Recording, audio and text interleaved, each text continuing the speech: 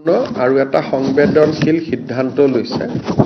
সেইটো আপোনালোকে জানে যে আমাৰ ধুবুৰী, নগাঁও, মৰিগাঁও, বৰপেটা, সাউথ সালমাৰা, গোৱালপাৰা আদি বিভিন্ন জিলাত আমাৰ খিলঞ্জীয়া লোকসকলে, তাত যিহেতু আমি সংখ্যালঘিষ্ঠ, খিলঞ্জীয়া লোকসকলে যথেষ্ট নিৰাপত্তাৰ প্ৰশ্নত তেওঁলোকে সদায় সন্মুখীন হৈ থাকিব লাগে। বিশেষকৈ বাংলাদেশৰ হোৱা ঘটনাৱলীৰ পৰিপ্ৰেক্ষিতত তেওঁলোকে বাংলাদেশৰ ফালৰ পৰাও আক্ৰমণৰ বলি হ'ব পাৰে আৰু নিজৰ গাঁওখনতো আক্ৰমণৰ বলি হ'ব পাৰে। সেই পৰিপ্ৰেক্ষিতত আজি কেবিনেটে সিদ্ধান্ত লৈছে যে আমাৰ অসমত এনেকুৱা যিবিলাক ভালনাৰেবল এৰিয়া আছে তাত খিলঞ্জীয়া জনসাধাৰণক আৰ্ম লাইচেন্স দিয়া হ'ব। আমি তেওঁলোকক আৰ্ম লাইচেন্স দিম, তেওঁলোকে যাতে কোনোবাই যদি ভাবে যে মই বন্দুক কিনিম বা মই আগ্নেয়াস্ত্ৰ ৰাখিম, তাৰ কাৰণে আজি আমি এটা স্কিম এনাউন্স কৰিছো, special schemes for grant of arm licenses to original inhabitants and indigenous Indian citizen in vulnerable and remote areas of Assam.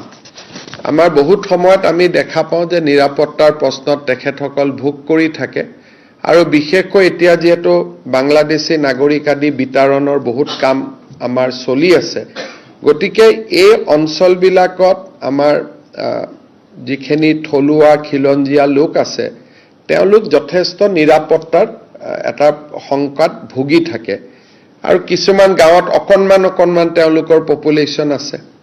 ক'ৰবাত ধৰক মই এতিয়া নিজেই জানো যে বাঘবৰ জনিয়াৰ ভিতৰত এখন গাঁৱত ক'ৰবাত 500 ঘৰ মানুহে বাকী আছে আৰু কোনো নাই। গতিকে এতিয়া সেই মানুহখিনিৰ কোনোবাই যদি চৰকাৰে বন্দুকটো কিনি নিদিয়ে, কিন্তু কোনোবাই যদি লাইচেন্স বিচাৰে আমি তেওঁলোকক উদাৰভাৱে লাইচেন্স দিম যাতে তেওঁলোকে নিজৰ ৰক্ষণাবেক্ষণ কৰিব পাৰে। এইটো এটা সেই অঞ্চলৰ মানুহৰ বহুদিনীয়া এটা অনুৰোধ আৰু দাবী আছিলে। ইয়াৰ ফলত ধিং, ৰূপহী, লাহৰীঘাট এই অঞ্চলবিলাকৰ পকেটত যিবিলাক আমাৰ অসমীয়া মানুহ এতিয়াও আছে তেওঁলোকে সদায় ভয়ত জেগাখিনিৰ পৰা ওলাই আহিব লাগে, মাটি বাৰী বিক্ৰী কৰি ওলাই আহিব লাগে। এতিয়া আমি তেওঁলোকক কৈছোঁ যে চৰকাৰে আপোনালোকে লাইচেন্স খোজক, আমি আৰ্মছ লাইচেন্স আপোনালোকক দি দিম, আপোনালোকে তাত অন্তত এটা সাহসেৰে সৈতে থাকিব পাৰিব। চৰকাৰেতো সাহস দিয়ে আছে, এটা অতিৰিক্তভাৱেও আপোনালোকে এটা সাহস পাব। এই এটা সিদ্ধান্ত আজি কেবিনেটে খুব এটা ইম্পৰ্টেণ্ট মাইলষ্টন। বহু দিনৰ পৰা এই দাবীবিলাক অসম আন্দোলনৰ সময়ৰ পৰা এই দাবীবিলাক আছিলে, কিন্তু কোনো চৰকাৰে সাহস কৰা নাছিলে যে আমি দিব পাৰিম নোৱাৰিম। এই দাবীবোৰ আজি নহয়, অসম আন্দোলনৰ দিনাখনৰ পৰা এই দাবীবোৰ আছিলে। আৰু তেতিয়াই যদি আমাৰ থলুৱা মানুহখিনিক আৰ্ম লাইচেন্স আমি দিলোহেঁতেন, হয়তো বহুত মানুহ নিজৰ ঘৰ মাটি বিক্ৰী কৰি নাহিলেহেঁতেন। আজি কেবিনেটে যিটো আমাৰ যিটো জাতি মাটি ভেটিৰ যিটো কল্পনা তাক আমি আগুৱাই লৈ গৈ আজি আমি সিদ্ধান্ত লৈছোঁ যে য'তে অসমীয়া মানুহ সংখ্যালঘিষ্ঠ, থলুৱা মানুহ, জনজাতীয় লোক য'তেই সংখ্যালঘিষ্ঠ তেওঁলোকে তাতে আৰ্মছ লাইচেন্সৰ কাৰণে আবেদন কৰিব পাৰিব আৰু চৰকাৰে উদাৰভাৱে তেওঁলোকক আৰ্মছ লাইচেন্স দিয়াৰ ব্যৱস্থা কৰিব। কিন্তু এইটো নহয় যে আমি বন্দুকটো কিনি দিম, সেইটো কনফিউজ কৰিব নালাগে। আমি কাকো বন্দুক কিনি নিদিওঁ, কিন্তু কোনোবাই যদি আৰ্মছ বিচাৰে তেতিয়াহ'লে আমি তেওঁলোকক আৰ্মছ আমি দিয়াৰ ব্যৱস্থা কৰিম। ইণ্ডো বাংলা বৰ্ডাৰ শব্দটো আমি কোৱা নাই, মই খালি উদাহৰণ দিছোঁ যে আজিয়ে কিয় কেবিনেটে সিদ্ধান্তটো ল'বলগীয়া হ'ল। কিন্তু উত্তৰটো হ'ল যে ভালনাৰেবল এণ্ড ৰিম'ট এৰিয়া। গতিকে ৰিম'ট এৰিয়া বুলি ক'লে সাউথ সালমাৰা পৰি গ'ল, ভালনাৰেবল এৰিয়া বুলি ক'লে যদিও ৰিম'ট নহয়, ধিং ৰূপহীৰ অসমীয়া মানুহখিনিৰ কাৰণে এইটো ভালনাৰেবল এৰিয়া হৈ গ'ল। গতিকে দুটা ক্ৰাইটেৰিয়া কৰা হৈছে, এটা ভালনাৰেবল আৰু এটা ৰিম'ট, দুটা ক্ৰাইটেৰিয়া কৰা হৈছে। আমিতো কোনোদিনে কাকো কোৱাই নাই লাগে, মোক ব্যক্তিগতভাৱে আবেদন কৰি থাকে, কিন্তু চৰকাৰতো আঁচনি নাছিলে। মোক গ'লে কৈ থাকে যে ছাৰ আমাক আৰ্মছ লাইচেন্স দিয়ক বা আমাক বন্দুকৰ। মোক কি আৰু মই যেতিয়া গাঁৱত মিটিং কৰিব যাওঁ পঞ্চায়ত ইলেকশ্যনতে মিটিং কৰিব গৈছো, ৰাইজক মই লগ কৰোঁ, ৰাইজে মোক যি কাগজ পত্ৰ দিয়ে সেইবিলাকৰ ওপৰতে আমি পিছত সিদ্ধান্ত লওঁ। গতিকে এইবাৰ মই ইলেকশ্যনত যাওঁতে মোক বহুত লোকে কৈছিলে, বিশেষকৈ নগাঁও আৰু দৰঙত যাওঁতে, যে আমাক ছাৰ আৰ্মছ লাইচেন্স দিয়ক, নহ'লে আমি মাটিবোৰ বিক্ৰী কৰি দিব লাগে। সব জিলাতে দি দিম। ভালনাৰেবল বুলি ক'লেতো চৰকাৰৰ ওপৰত পৰে, গতিকে গুৱাহাটীতো ভালনাৰেবল এৰিয়া থাকিব পাৰে। আপুনি যদি ভাবে যে গুৱাহাটীত আমি কোনোবা এখন জাগাত আমাৰ হাতীগাঁৱত দিব লাগে, সেইটোও ভালনাৰেবল এৰিয়া হৈ গ'ল। গতিকে এটা চৰকাৰৰ ওপৰত কথা, ভালনাৰেবল এণ্ড ৰিমোট। খালি আপোনালোকে ভালনাৰেবল আৰু ৰিমোট বুলি ক'লে কি বুজে, বুজাবৰ কাৰণে মই উদাহৰণ দিছো, কিন্তু এইটো আপ টু দা গভৰ্ণমেণ্ট। গভৰ্ণমেণ্টে য'তেই ভাবে ভালনাৰেবল আৰু ৰিমোট বুলি তাতেই দিব পাৰিব। গতিকে এইটোৰ ফলত আমাৰ মানুহখিনিৰ নিৰাপত্তাৰ এটা সমস্যা এটা সমাধান। সেইটো আৰু ৰেহাই দিব নিয়ম নাই, আৰ্মছখিনি তেওঁলোকে কিনিব, লাইচেন্সখন আমি সহজে দি দিম। ক্ৰিমিনেল হ'ব নালাগিব, পাছ ৰেকৰ্ড বেয়া হ'ব নালাগিব। আৰ্মছ লাইচেন্স দিয়াৰ ক্ষেত্ৰত ডিচি সকলে কিছুমান নিয়ম চায়েই, যে আগত মোৰ কোনো ক্ৰিমিনেল কেছ থাকিব নালাগিব, পাছ হিষ্ট্ৰী মোৰ বেয়া হ'ব নালাগিব, তেনেকুৱা যিখিনি এটা পুলিচ ভেৰিফিকেশ্যন। কিন্তু মই যদি নিজেই মোৰ ক্ৰিমিনেল কেছ আছে, মোৰ নিজৰে মাৰ্ডাৰ কেছ আছে, তেতিয়া মই কিয় আৰ্মছ দিম?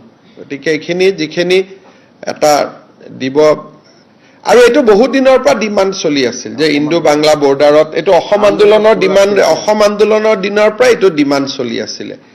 85ত বা পৰৱৰ্তী সময়তে যদি আমি দি দিলোহেঁতেন, বহুত মাটি আমি তেতিয়াই বচাব পাৰিলোহেঁতেন। এতিয়া বহুত মানুহে পাৰ হৈ গুচি আহিলে, আৰু গুৱাহাটীত আহি চবেই ছেফ জাগাত লেণ্ডিং কৰি গ'ল। আৰু গতিকে নহ'লে আমি বহুত মাটি তেতিয়াই বচাব পাৰিলোহেঁতেন।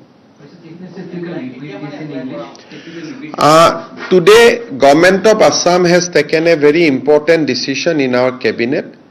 We have Assam is a very difficult and very sensitive state.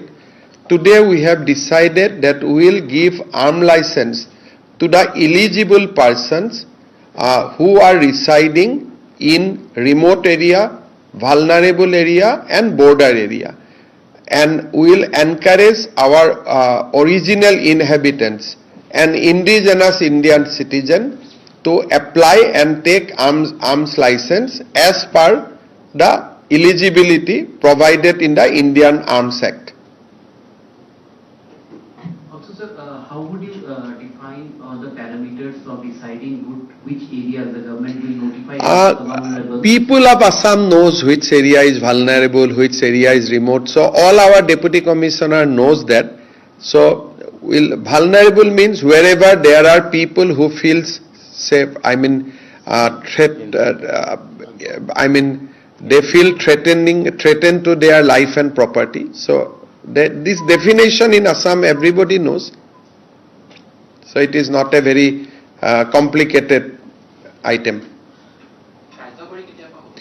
From today, we will notify it after once we take a cabinet memorandum, it will take maximum 24 hours to sign. After that, it is notified. Hobo? Mr. Secretary, today Congress MP Gaurav Gogoi has admitted to his visit to Pakistan and has also challenged the government that why the government is not taking any action if his visit and his children and wife not being Indian citizens. So, ji manhor লাজ নাথাকে, হি এবিলাক মই আগতে যি মানুহৰ লাজ নাথাকে, যেতিয়া একেবাৰে মানুহ এজন নিলজ্জ হৈ যায়, কোনো লিমিট নাথাকে, তেতিয়া কয় যে মোৰ ল'ৰাও বিদেশী, মোৰ ঘৈণীও বিদেশী, ছোৱালীও বিদেশী, কি কৰ। তো সেইটো একদম যেতিয়া এটা মানুহ নিলজ্জতাৰ শেষ পৰ্যায়ত যায়, যে ইয়াতকৈ আৰু নিলাজ নাই, তেতিয়া মানুহ এটাই কয়। আজি যদি কোনোবা এটা মানুহে কয় যে মই অসমীয়া বিৰোধী হয়, মোক কি কৰিবি কৰ, তেতিয়াতো আৰু কোনো একো কৰিব নোৱাৰে। চ' এইটো যিটো তেওঁ কৈছে, এটা কথা মই ডেফিনেটলি কৈছো যে what ever he has reveal, that is only 10% of it. So what I am going to reveal on 10th September, Rahul Gandhi will regret for his life. that why I have appointed this guy as a deputy leader in the parliament and the president of Assam Congress Committee. So now I know that Rahul Gandhi himself is encouraging Pakistani element in Congress party. Otherwise, if in a family 3 person is not a citizen of India, only 1 person is citizen of India, then who is nationalist party is going to encourage that guy? যিজন মানুহে নিজৰ ল'ৰা ছোৱালীক ভাৰতীয় হোৱাৰ যোগ্যতা বুলি নাভাবে তেওঁ আমাৰ ল'ৰা ছোৱালীক কি চকুৰে চাব? তেওঁ কোন ল'ৰা ছোৱালীৰ লগত কথা পাতিব? মইতো অসমৰ বাতৰি কাকত কেইখনক দেখি মোৰ হাঁহি উঠি আছে যে মানে তিনিজনে ভাৰতীয় নহয় বুলি কথাটো মানে নায়ক সজাইহে প্ৰজেক্ট কৰিব খোজে। ইয়াতকৈ লাজৰ কথা কিবা আছে নেকি যে সৰু ল'ৰাটোক মই ব্ৰিটিছ বনাই দিছো? ডাঙৰ হলে কোনোবাই কিবা কৰক, মোৰ ল'ৰাটোক মই ব্ৰিটিছ বনাই দিছো, মোৰ ছোৱালীজনীক মই ব্ৰিটিছ বনাই দিছো, মোৰ ঘৈণীয়েকে ভাৰতীয় নাগৰিক লোৱা নাই, আৰু মই কৈছো কি কৰে কৰক, মোক এৰেষ্ট কৰক। ইয়াতকৈ এইটো মইতো নিৰ্লজ্জ, ইয়াতকৈ আৰু নিৰ্লজ্জ মানুহ মই ৰাজনীতিত কাকো দেখাই নাই আজিলৈকে। This is the height of everything. আজি যিখিনি কৈছো 10%, মই আজি আপোনালোকক ডিৰেক্টলি কৈছো যে his wife and he is very deeply involve in anti India activity, and I am going to prove it. তেওঁ যিটো পাকিস্তানত গৈছে, মই আজি আকৌ এবাৰ কৈছো, মোৰ কথা প্ৰত্যেকটোৱে সঁচা আছে, ঘৈণীয়েকৰ লগত এইটো কোনো সম্পৰ্ক নাছিলে। That was his on independent visit. এবাৰ গৈছে, দুবাৰ গৈছে, তো পাছপৰ্ট আমি যিমান পাম সিমানেই। মইতো কৈছো তেওঁ নেপালতো এবাৰ গৈছিল, তেওঁ নেপালৰ পৰা ক'ত গৈছে এইটো কোনে জানে? গতিকে কিন্তু তেওঁ যিটো আজি কৈছে যে মোৰ পৰিবাৰ তাত থকাৰ কাৰণে গৈছিলো, that is false.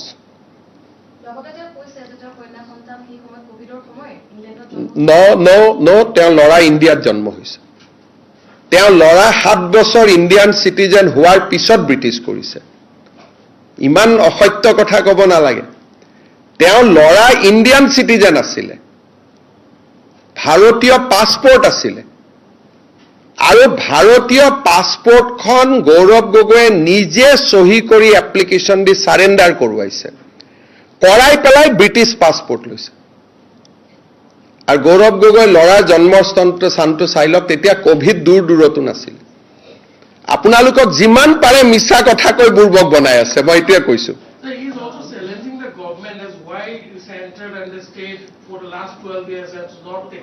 No, I think we are going to take action. Who is saying that we are not going to take action? So on 10th of September we are going to take action. Who is saying that action will not be taken? Two things, that his son was a citizen of India and showing total disregard to this country. He by himself signed the application. Actually, I thought 2021 he has decided to leave this country. That is why he has changed the citizenship of his son in 2021, post-COVID. I know the date also. And we have the exact copy of application also with us. His daughter was born in Britain. That is correct. But his son was a Indian citizen. Kot janmo hoise moi najano. But he had a Indian passport. In 2021, after I formed the government in Assam, he surrendered his son's British passport, or Indian passport, and he took a British passport. Covidৰ লগত কোনো link নাই। যিমান পাৰে অসত্য কথা কৈ আছে, 10 তাৰিখে ৰাস্তাত ওলাব জাগা নোহোৱা হ'ব। আৰু তেওঁৰ পৰিবাৰে আইবিৰ ওপৰত নজৰ ৰাখিছিলে। For the climate activist, there is a report we have. She quoted a report extensively quoting from a IB documents. That means she has a link, she has somebody in IB who will feed her information. On that basis, he advised climate people that whether to invest in India or not India. They are very serious allegation. Very, very serious allegation. And I am again, as a Chief Minister of Assam, I am repeating, his visit to Pakistan was to get a training, nothing to do with his wife. Because at that time, his wife was not in Pakistan, wife was in India. You also stated that you are making a secret Bollywood movie which is going to be flop on 10th. क्या Bollywood movie भाई, मेरा तो Bollywood movie मैं क्यों बनाऊंगा? ये तो 10 का मैं अभी बोल रहा हूं. I say 3, all 3 he has accepted today. So my movie or my contention, অসমত হিমন্ত বিশ্ব শৰ্মাই যি কৈছে আজিলৈকে 100% সঁচা ওলাই আছে. আপুনিতো মোক এইটো প্ৰশ্ন কৰিব লাজ লাগিব লাগে, কাৰণ আপোনালোকে জিন্তু গগৈৰ মৃত্যুৰ কথা পাহৰি গৈছে, পেহেলগামৰ 22 জন মানুহৰ মৃত্যুৰ কথা পাহৰি গৈছে. পাকিস্তান আৰু ভাৰতৰ মাজত কেতিয়াও এজন মুখ্যমন্ত্ৰী ল'ৰা পাকিস্তান গৈছে, তেওঁলোকক আপুনি জেৰা কৰা নাই কিয় গৈছে, আৰু আপোনালোকে চিফ মিনিষ্টাৰক প্ৰশ্ন সুধি আছে. সেইকাৰণে আপোনালোককো মানুহে বেয়া পায়. Mr. Chief Minister. আজি অসমৰ মিডিয়া ইণ্ডাষ্ট্ৰিটো আটাইতকৈ হেটেড কিয়? এইটো কাৰণে না. I have documents to prove that his wife is involved of collecting various intelligence output of Government of India. And it is directly linked. I have report in my hand. So 10th September I am going to reveal their relationship with Pakistan Army, their relationship with the Interior Department of Pakistan, and how they are doing all these things for a climate lobby. So I cannot 10 September leke rokhi rakhok, aji jikhini koise pressurot pori koise. আজি কিয় কৈছে? ভূপেন বৰাক ভঙাৰ আগলৈকে কথাখিনি কোৱা নাই, সভাপতিৰ কাগজখন লৈ পেলাই আজি এখিনি কথা কৈছে. ইয়াৰ আগতেতো না কৈ আছিল, মোক কি কৈছিল? ষ্টুপিড, ননসেন্স, কি কৈ আছিলে? চ' আজি কোন ষ্টুপিড কোন ননসেন্স অসমৰ মানুহে গম পাই গ'ল. আৰু সেই সময়ত তেওঁ অসমৰ মুখ্যমন্ত্ৰীৰ ঘৰত আছিলে. দেউতাকক কৈ গৈছিল নে নাই পাকিস্তানত যোৱাটো? দেউতাকেতো এছবিত খবৰ দিব লাগিছিল যে মোৰ ল'ৰা পাকিস্তান গৈছে. Did he inform his father? আজি মোৰ ল'ৰাজন যদি পাকিস্তান যায়, মইতো এছবিক ইমিডিয়েটলি খবৰ দিম. আহাৰ পিছত ডিব্ৰিফিং হ'ব. আনকি আপোনালোকৰ ৰিপৰ্টাৰবিলাক যেতিয়া মায়ানমাৰত যায়, ক'ৰবাত পৰেশ বৰুৱাক লগ কৰি ইণ্টাৰভিউ লৈ ঘূৰি আহি এছবিত ডিব্ৰিফিং হয়. ছায়ামণিহঁতকে সুধিব, তেওঁলোকে যেতিয়া পৰেশ বৰুৱাক লগ কৰিব গৈছিল, ঘূৰি আহি এছবিত ৰিপৰ্ট কৰে আৰু পুৰা ডিব্ৰিফিং হয়. 70 ৰাষ্ট্ৰ এখনত গ'লে ঘূৰি আহি ডিব্ৰিফিং কৰিব লাগিব না ইণ্টেলিজেন্স এজেন্সিক? গতিকে বহুত ডিপলি ইনভলভ হৈ আছে পাকিস্তানৰ লগত. আৰু ইমান চিম্পুলকৈ কৈছে যে মোৰ ৱাইফ তাতে আছে, গতিকে মই তাত গৈছিলো. সাংসদ নহওঁতেতো আৰু বেয়া আছিল, তেওঁ এটা মুখ্যমন্ত্ৰী ল'ৰা আছিল. He use to live in chief minister Assam residence. That is a more serious thing. মুখ্যমন্ত্ৰীৰ ল'ৰা এজন মুখ্যমন্ত্ৰীৰ কোৱাৰ্টাৰৰ পৰা, আপোনালোকে তেওঁৰ টুইটাৰ চাব, যোৱাৰ 2 দিন আগলৈকে টুইট কৰি আছে. 14 দিন পাকিস্তান থাকোঁতে এটাও টুইট কৰা নাই. যোৱাৰ 2 দিন আগতে কাৰ্বি আলঙত গৈছিলে, গোটেইখিনি টুইট কৰিছে. 15 দিন পাকিস্তানত থকা এটা ফটো টুইট কৰা নাই. তেওঁ টুইটাৰৰ গোটেই, আমাৰ লগতো আছে, গোটেই হিষ্ট্ৰীটো চাব. এই মানুহজন খোল্লা পাকিস্তানৰ এজেণ্ট হয় আৰু বহুত ডিপলি ৰোটেড. নহ'লে মই যদি আজি বাংলাদেশত যাওঁ, পাকিস্তানত যাওঁ, মইতো টুইট কৰিম ন, ক'ত গৈছো, ক'ত খেলিছো, ক'ত গৈছো, মই টুইট কৰিম নে নাই গ'লে? আৰু তেওঁ টুইটাৰ নাথাকা নহয়, 2 দিন আগলৈকে অসমত থাকোঁতে টুইট কৰি আছে. আৰু এতিয়াও প্ৰেচিডেণ্ট হোৱাৰ পিছত ফুৰ্তি কোনখিনি মানুহৰ তেওঁৰ ফেচবুকত চাবকচোন. একচাম মানুহে ফূৰ্তি কৰি আছে আৰু এতিয়াও যে পাব্লিক গোটাই আছে লাহৰীঘাট গৰৈমাৰী ইয়াৰ পৰাই মানুহ গোটাই আছে কোনো অসমীয়া মানুহে জিন্তু গগৈ মৃত্যুক পাহৰি নাযায় কোনো অসমীয়া মানুহে পেহেলগামৰ ঘটনাক পাহৰি নাযায় কোনো অসমীয়া মানুহে পাকিস্তানৰ ভ্ৰমণটোক জাষ্টিফাই কৰা কোনো অসমীয়া মানুহে মানি নলয় বাকি সব মানি লব টকা খাইছ কবাত গণ্ডগোল কৰিছ কিবা হেৰি কৰিছ কোনো কথা পাকিস্তানৰ লগত মানি নলয় কিমান আমাৰ মানুহক আজিও অপাৰেশন সিন্দুৰ চলি আছে অপাৰেশন সিন্দুৰ চলি থাকোতে তেওঁ নিজৰ পাকিস্তান ভ্ৰমণক জাষ্টিফাই কৰিছে যেতিয়া আমাৰ সেনা বাহিনীৰ লোকে এয়াৰ ফোৰ্সৰ লোকে এতিয়াও সীমান্তত গুলি খাবৰ কাৰণে প্ৰস্তুত হৈ আছে ইজন মানুহ কংগ্ৰেছৰ প্ৰেসিডেন্ট হ'ব পাৰে সেইকাৰণে now things has to be answered by Rahul Gandhi Sir, what could be the compulsion of Congress party to make him as a... because Congress party always patronize Pakistani element Congress party itself they have proved that they are B team of Pakistan Rahul Gandhi Gaurav Gogoi both they tried to prevent purchase of Rafale if we would not have Rafale what would have been situation today in Operation Sindoor both of them I have evidence to prove he asks details about the security we have taken in coastal area what is the link of Assam MP with the coastal area he always seeks nuclear detail of India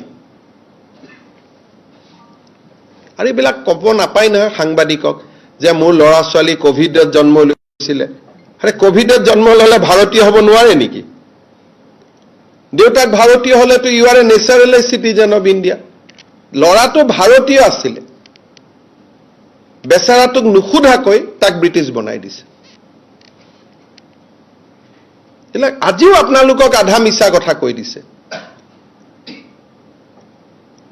আৰু Prag TV আকৌ এইটো live কৰিছে যেন এজন হিৰোহে কবাৰ পৰা নামি আহিলে হাঁহিহে উঠে মোৰ মানে চিনেমা টিনেমা বন্ধ কৰি লাইভ কৰিছে যেন এটা বড়া ডাঙৰ হিৰো আহিলে নাই একদম অসমৰ মই পেপাৰখিনিক দেখি আছো কেনেকে তেওঁ মানে পাৰিলে আপোনালোকে এনেকুৱা লাগি আছে যে পাকিস্তানত যোৱাটো ভুল নহয় কৈ দিয়ক যে অপাৰেশ্যন সিন্দুৰ মিছা জিন্তু গগৈৰ যিটো ত্যাগ সেইটো মিছা সব কৈ দিয়ক আৰু যিমান পাৰে আপোনালোকক বুৰ্বক বনায় কোভিডত জন্ম হলে ভাৰতীয় হ'ব নোৱাৰে নেকি এটা ফেমিলিৰ 4জন মানুহৰ যদি 3জনে ভাৰতীয় নহয় তেওঁ ভাৰতৰ উন্নয়নৰ কথা কেনেকে মোক চিন্তা কৰিব বুজাই দিয়কচোন আৰে কমসে কম ঠিক আছে পৰিবাৰটো লোৱা নাই মানি ললো ল'ৰা ছোৱালী দুটাকটো বসা কিন্তু এইখিনি মই আধা কৈছো ইয়াতকৈ ডেঞ্জাৰ কথা 10 তাৰিখে কম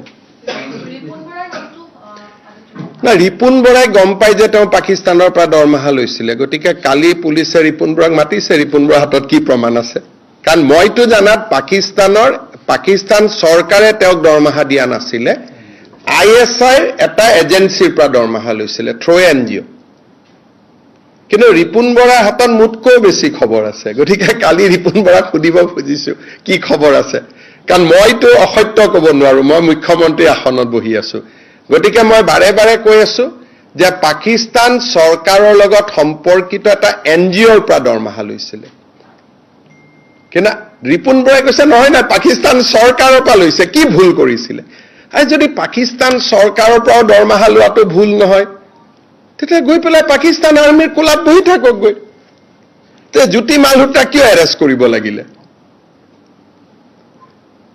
যদি 70 ৰাষ্ট্ৰ এখনৰ দৰমহা লোৱাটো ভুল নহয় তা ভুল মানে কি তাহলে খুল্লা কৈ দিয়ক ভাই মই পাকিস্তানী হয় অসমৰ মোৰ হাতত যিমান তথ্য আছে অসমৰ ইতিহাসে এই ব্যক্তিজনক কেতিয়াও ক্ষমা নকৰে মই ইমানে আপোনালোকক কৈ থৈ দিছো Mr. Chief Minister, today Gaurav Gogoi's admission to going to Pakistan came today after he's been made PCC chief. Do you think somewhere that now he's... I think you see the entire point was to dethrone Bhupen Bora. He could have admitted that prior to his appointment also. So he is very smart. he knows that he has to admit. So he admitted after taking the appointment letter as a Congress president. He could have admitted this during Panchayat election also. He neglected Assam journalists like anything. Every time they have asked, he said CM is nonsense, CM is falana. Today he admitted because he knows that 10th September is coming. But today also he has made a very wrong statement. His Pakistan visit was nothing to do with his wife. That was an independent visit with the approval of Interior Department of Pakistan. But today he has made personal attack on you as well. वो no ठीक है भाई मैं तो हमें असम का लोग मेरा ऊपर पर्सनल अटैक करते ही रहता है that is not a big deal So, is it a build-up for the next year's elections? When Pakistan thing is nothing to do with election brother election will come and go election will come election will go that is nothing to do with election this is about national security about Bharat this is nothing to do with election anyway if he is not somebody we have to fight election. We fought election against his father. So you cannot say that election there will be no enemy. You will have opponent. If not he, somebody else. If not somebody else, other. So we have fought with every kind of people right from Akhil Gogoi to everybody. So fighting is not a question. But this is about nation. This is about Bharat. This is about India. His wife was snooping on our IB. And I have documents to prove that. It was all because of taking advantage of Tarun Gogoi's position, they crafted a role within our Indian establishment. And it was snooping on behalf of a particular climate activist group. সেইটো কেনেকৈ জানিম ভাই এইটোতো মোৰ হাতত আৰু মই ভগৱান হ'লেহে জানিম সুধিবৰ কাৰণে at least till 2017-18 they have maintained. After that I don't have evidence. I have the chain only up to 2018 post-COVID, pre-COVID. After COVID I don't know. But till then they were close to the Pakistani establishment. And many more things will come on 10th September. Just wait. আৰু কালিও তেওঁ receive কৰিব এই মানুহবিলাকে maximum bus আহিব লাহৰি ঘাটৰ পৰা আপোনালোকে সেইবিলাকে দেখুৱাব জনসংখ্যা জনসমুদ্ৰ হয় নহয় কিন্তু জনসমুদ্ৰকেইটা চাই ল'লে হ'ব আপোনালোকে দে আৰ ডিপলি ইনভলভ মই আগতে কৈছিলো পাকিস্তান গৈছে তেওঁ স্বীকাৰ কৰি ল'লে আজি মই নেক্সট টাইমত কৈছো যে তেওঁলোকৰ গোটেই সম্পৰ্কতে পাকিস্তানী ৰাষ্ট্ৰযন্ত্ৰৰ লগত আজি মই নেক্সট এলিগেশ্যনটো দিছো ইমান দিনে মই অলপ সৰু কৰি কৈ আছিলো যে এটা কৈ ট্ৰেপত পৰি গৈ থাকক আজিতো মই তিনিটা কথা কৈছিলো তিনিটাই প্ৰুভ হৈ গ'ল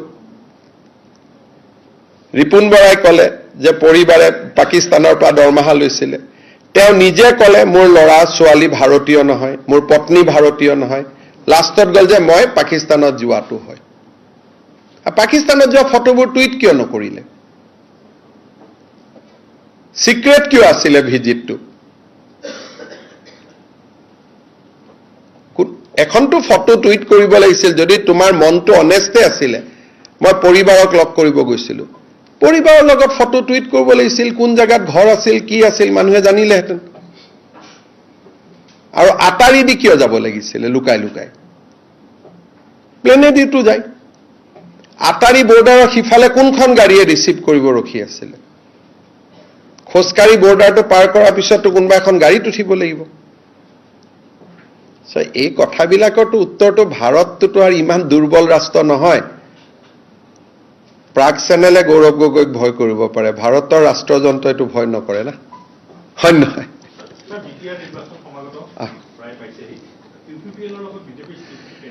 সব প্ৰমোদ বড়ুৱে যোৱা 5 বছৰ খুব পাৰদৰ্শিতাৰে সৈতে বিটিসি নিৰ্বাচন বিটিসিখন পৰিচালনা কৰিছে আৰু আজি দিনটোতো বিটিসিৰ উৰ্খা গৌৰা ব্ৰহ্ম ইউপিপিএলৰ আমাৰ মন্ত্ৰীসভাৰ সদস্য আৰু আমিও প্ৰমোদ বড়ুৰ মন্ত্ৰীসভাত বিজেপি দল সদস্য হিচাপে আছে আমি বিজেপি দলৰ আগৰ পৰাই এটা সিদ্ধান্ত আছে যে BTCৰ ইলেকশ্যন আমি অকলে খেলিম, কিন্তু আমি বড়ো জাতিসত্তাৰ যিটো আত্মনিয়ন্ত্ৰণৰ অধিকাৰ তাক আমি সন্মান কৰোঁ। সেইকাৰণে আমাৰ যিমান শক্তি সিমান শক্তিমতে আমি প্ৰতিদ্বন্দ্বিতা কৰিম আৰু প্ৰমোদ বড়োৰ প্ৰতি আমাৰ শুভকামনা থাকিব। আৰু যি কেইটা সিটত আমি কণ্টেষ্ট নকৰোঁ সেইকেইটা সিটত ডেফিনেটলি আমাৰ প্ৰমোদ বড়ো জিকি আহক তাক আমি কামনা কৰিম, কিন্তু আমি নিৰ্বাচনত অকলে খেলিম, এইটোৱে কথা।